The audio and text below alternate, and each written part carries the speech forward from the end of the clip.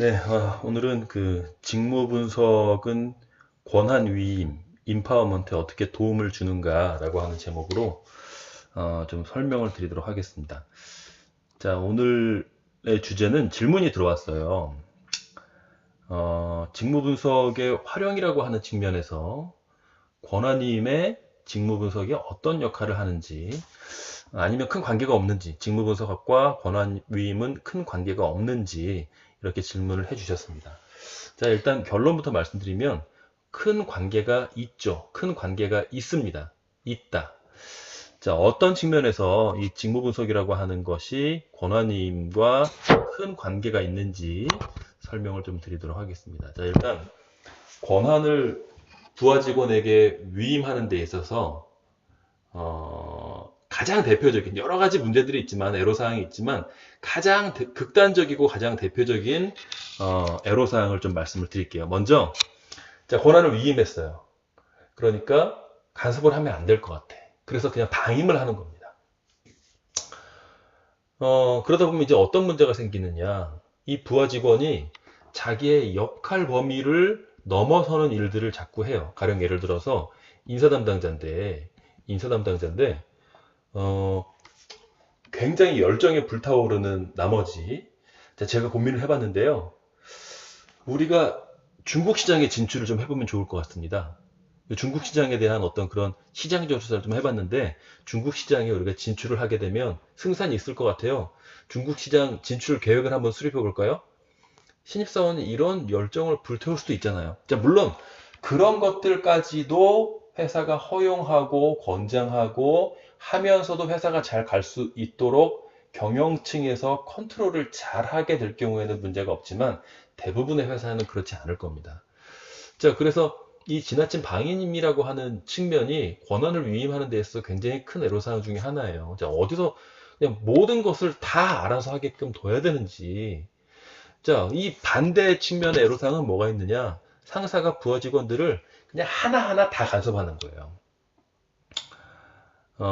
좀 뭐 케이스가 다를 수는 있겠습니다만, 제가 신입사원 때는 뭐 이런 전설들이 있었어요. 결제를 20번 받으러 갔다. 동일한 문건으로.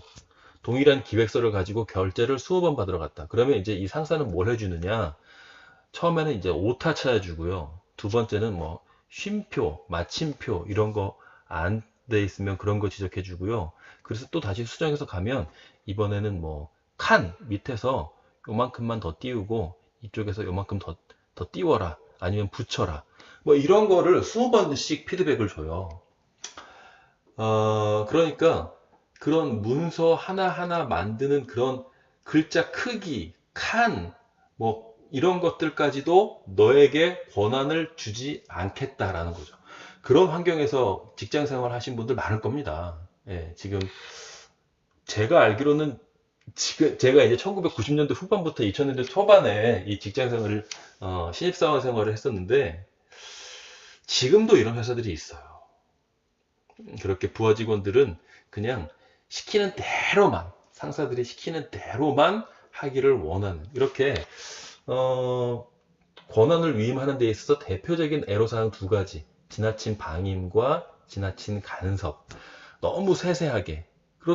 이렇게 하다 보면 부하 직원들이 일할 맛이 나겠습니까? 안 나겠습니까? 절대 일할 맛이 안 나죠. 나 그냥 시키는 대로만 할래. 이렇게 된단 말이에요. 자, 이런 문제를 우리가 이걸 굉장히 큰 문제라고 인식하기 때문에 임파워먼트를 해야 된다라는 얘기가 나온 거 아닙니까? 자, 과연 어느 정도 선까지 권한을 위임해야 될 것이냐? 자, 이 문제를 어느 정도 극복까지는 아니지만 보완하기 위해서 이 직무 분석이라고 하는 것이 도움을 줄 수 있습니다. 자, 우리가 인사 담당자라고 하는 직무 분석의 결과를 가지고 설명을 좀 드려볼게요. 자, 인사관리 담당자가 있어요. 자, 마찬가지로 아까 전에 지나친 방임의 예를 가지고 좀 설명을 드리겠습니다. 자, 인사 담당자가 막 마케팅 계획도 수립하고 싶고요. 그리고 회사 재무의 어떤 그런 시스템도 바꾸고 싶어요. 그 임파워먼트를 한다면, 권한을 다 위임한다면 걔가 그런 일을 하도록 내버려 둬야 되는데, 다시 한번 말씀드리지만 회사가 그런 것까지 권장하는 경우들도 있어요. 자, 그런데 그런 경우가 아니라면, 야, 이 친구가 자기의 역할 범위를 전혀 모르는구나. 그러면 역할 범위를 잡아줘야 될 거 아니에요. 그럴 때 그 역할 범위를 잡아주는 기능을 하는 것이 이 직무 분석의 결과인 미션. 이 미션이 임파워먼트를 하긴 하더라도 이 범주 내에서 네가 재량껏 해라라고 하는 범위를 정해줍니다. 자, 예를 들어 인사관리 직무에 미션으로 이렇게 설정이 되어 있다라고 가정을 해보도록 하겠습니다. 조직 내외에 다양한 인적 인프라를 구축하여 직원들의 생산성 향상을 돕는다가 인사관리 직무의 미션이에요. 자, 그렇다면 인사 담당자가 야, 네가 다 알아서 하는데 이 범위 내에서 네가 알아서 해라라고 하는 역할 범위를 설정해 주는 거죠. 자, 그러면 역할 범위를 이렇게 설정해 주면 아까 중국 시장의 마케팅 계획을 수립하거나 이게 이 미션 범위 안에 들어가요? 안 들어가요? 안 들어가죠. 그렇죠? 회사의 어떤 재무 시스템을 개선한다. 자, 이 인적 인프라를 구축해서 생산성 향상을 돕는다. 이 재무 시스템이라고 하는 것은 인적 인프라를 아니기 때문에 여기에 포함이 안 될 가능성이 높죠. 자, 그런데 만약에 중국 시장에 진출을 하더라도 중국의 우수인재 확보를 하기 위한 우리가 내년에 중국 시장에 진출하기 때문에 우리 인사관리 담당자들은 중국 시장에 성공적으로 정착하기 위한 중국 전문가들을 양성하겠다. 중국 전문가 양성. 이거는 이 범주 내에 들어가죠. 자, 그래서 이 범주 내에 들어가는 일들로만 네가 일을 수행한다면 나는 더 이상 너에게 뭐 이래라 저래라 얘기하지 않겠다. 다만 진행되는 경과라던가 어려움이 있을 경우에 나한테 보고하고 뭐 이렇게 하게 되는 거죠. 자, 그래서 이 직무 분석의 결과 중에 하나인 이 미션을 통해서 어느 정도의 역할 범위는 설정해주고 이 안에서 네가 자유롭게 일을 해라 라고 이야기를 할 수가 있습니다. 자, 그럼에도 불구하고 조직의 상황에 따라서 이 정도면 너무 큰 그 역할을 부여하는 거다라고 판단이 될 경우는 이 행동 지표를 가지고 조금 더 구체적으로 부하 직원의 인파워먼트의 어떤 그런 기준을 설정할 수가 있어요. 자, 예를 들어서 이거 행동 지표 모르시는 분들은 최소한 구강 설명은 들으셔야 돼요. 지금 이거를 그냥 처음 들으시는 분들은 이 용어들을 여러분들이 미션에 대한 용어, 이 행동지표에 대한 용어를 전혀 모르시기 때문에 이게 무슨 얘기인지 이해가 안 되실 겁니다. 자, 그래서 이런 용어들을 지금 처음 접하시는 분들은 최소한 9강, 가능하면 1강부터 쭉 들어주세요. 자, 다시 한번 본론으로 돌아와서 조금 전에 이 미션의 범위 내에서 너에게 자율권을 다 주겠다라고 하는 것도 너무 크다라고 판단된 경우에는 이 행동 지표라고 하는 것을 제시하면서 이 행동 지표의 범위 안에서 네가 무엇을 하든 나는 관여하지 않겠다라고 인파워먼트를 할 수가 있어요. 자, 가령 예를 들어서 인사 담당자의 행동 지표 중에 하나, 내부 채용 프로세스상의 불필요한 점을 지속적으로 개선한다. 자, 그러면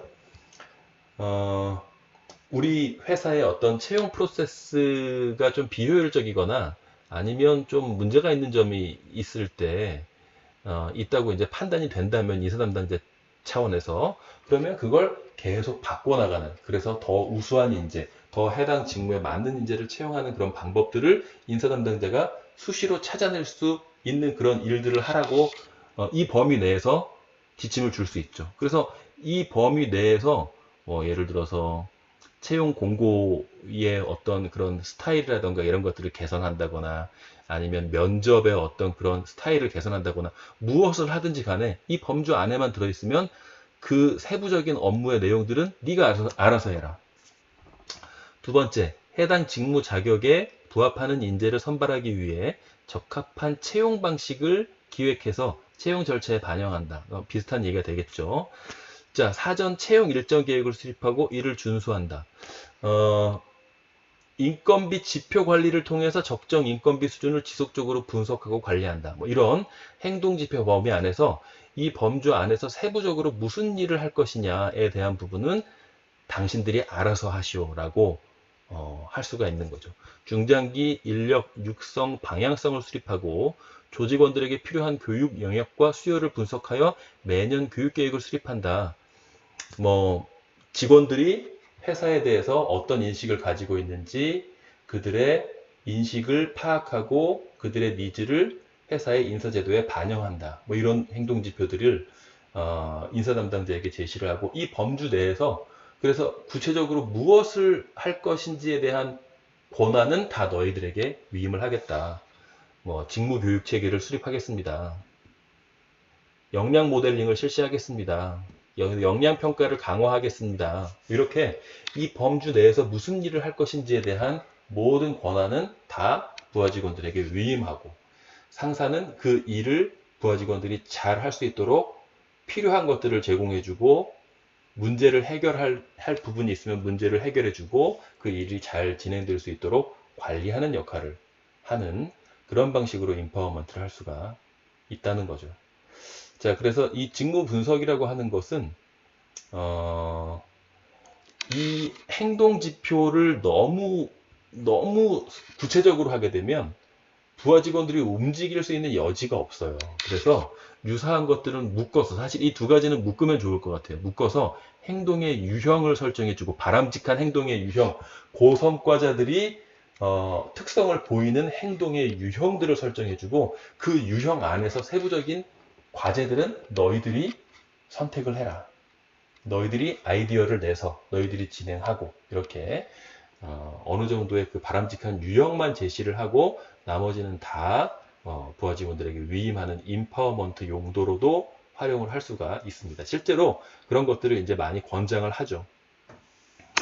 정리하자면 자, 이 미션을 통해서 큰 역할 범위를 설정해주고 이것만 가지고는 너무 넓다. 그럴 경우에는 이 직무 수행자들의 어떤 행동 지표를 설정해서 그 행동 지표 내에서 구체적으로 무엇을 할 것인가, 어떻게 할 것인가 이런 것들에 대해서는 다 권한을 위임하는 방식으로 임파워먼트를 할 수가 있습니다. 자, 좋은 질문 주셔서 감사드리고요. 자, 궁금한 점 있으신 분들은 이 아래 연락처로 질문 주시면 제가 지금처럼 영상을 제작해서 설명을 드리도록 하겠습니다. 자, 좋아요와 구독 꼭 눌러주시고요. 감사합니다.